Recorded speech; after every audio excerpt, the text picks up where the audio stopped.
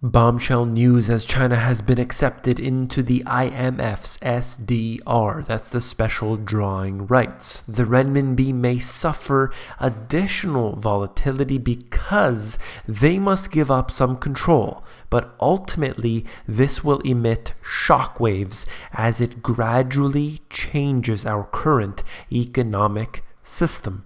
A system which is in desperate need of serious mending.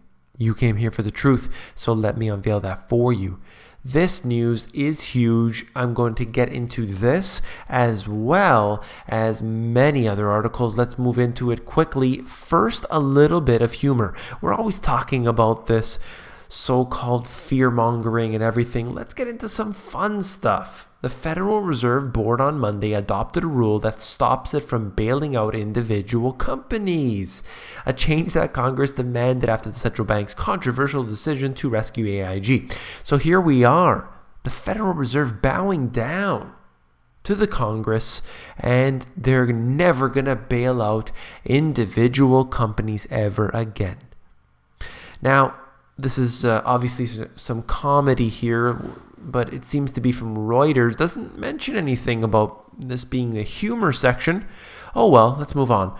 All right, let's look into this out of the AP. Another piece of humor. Facebook CEO, now a father, will give away most of his money. That's right. The CEO, Mark Zuckerberg, and his wife say they're going to give away all of their wealth. How generous they are. You know, Bill Gates and Mark Zuckerberg and Warren Buffett, they want you to be rich and famous too. They want to give away all their money to you. That's right. Oh, but read the fine print and you will see the truth. Now let's get into this, what I wanted to really highlight from this video. The Chinese renminbi was anointed as one of the elite currencies on Monday, a milestone decision by the IMF that underscored the country's rising financial and economic heft. What we have here is a situation that the IMF highlights here that it considers it to be a stable, safe, and usable currency.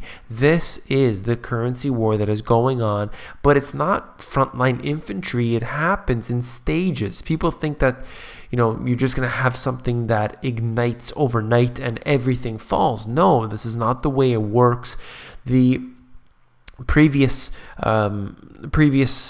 reserve currencies of the world didn't necessarily change overnight. It's not the way it works. Yes, there could be certain pacts or agreements or deals that change things significantly, but overall, it doesn't happen overnight, particularly when you're talking about trillions of dollars.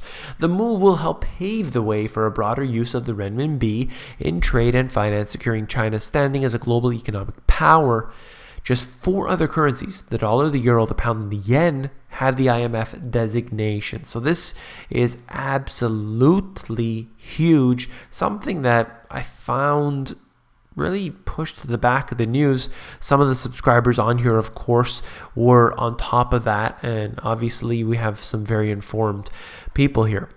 But the path to the IMF's decision, a bumpy process that stretches back years, also introduced new uncertainty into China's economy, into the financial system. This is what I was bringing up at the beginning. But of course, it's not without its positivity here. So this is big news. Let's look at this. Total U.S. public debt outstanding. As soon as they raise the debt ceiling, the debt magically goes up. $674 billion in this case. It's a joke. Can you believe anything that they tell us? This system is broken. We need a new one. Of course, the new system they provide us with will be much worse than the one we're on today, and that says a lot. Let's look at this.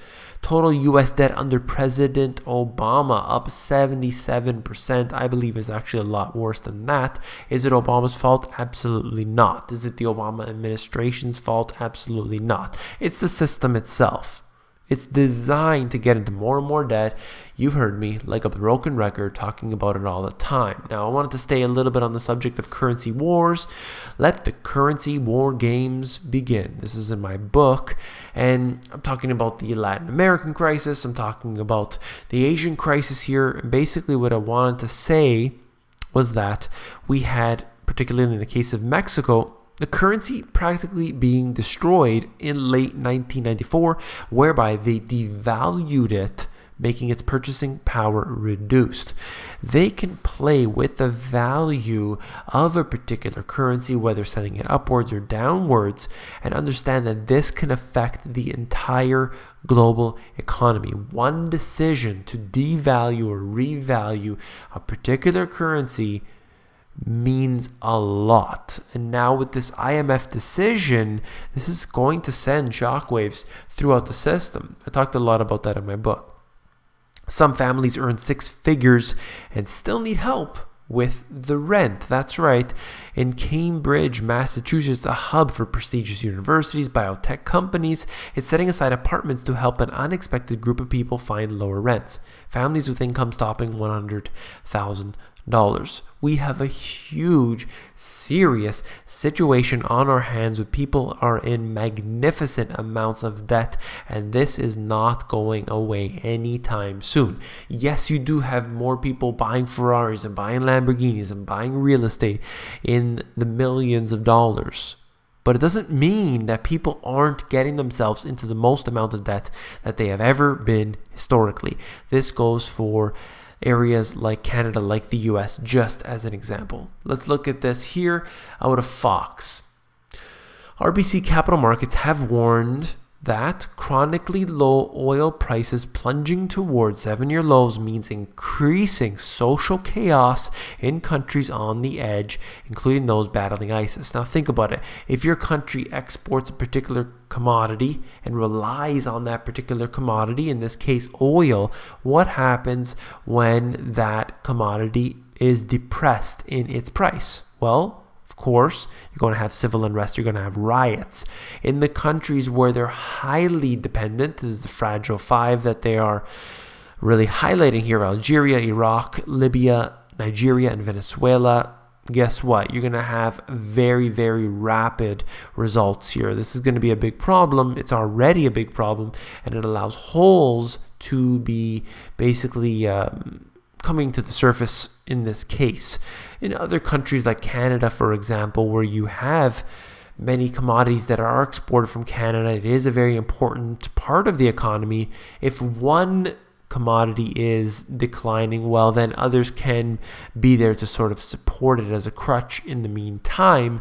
But ultimately, look at the Canadian dollar right now suffering as a result, in part because of what's happening with commodity prices, with oil prices.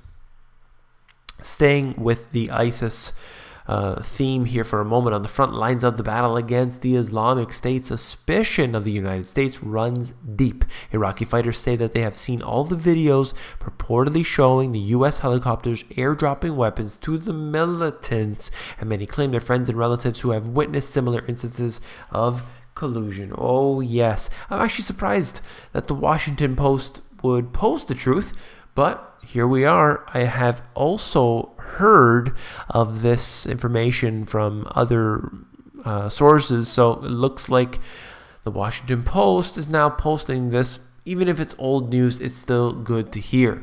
Now, this is huge. This is Putin once again telling the truth. Moscow has grounds to suspect that Turkey shot down a Russian Su-24 on November 24th to secure illegal oil deliveries from Syria to Turkey. That is out of Putin's mouth.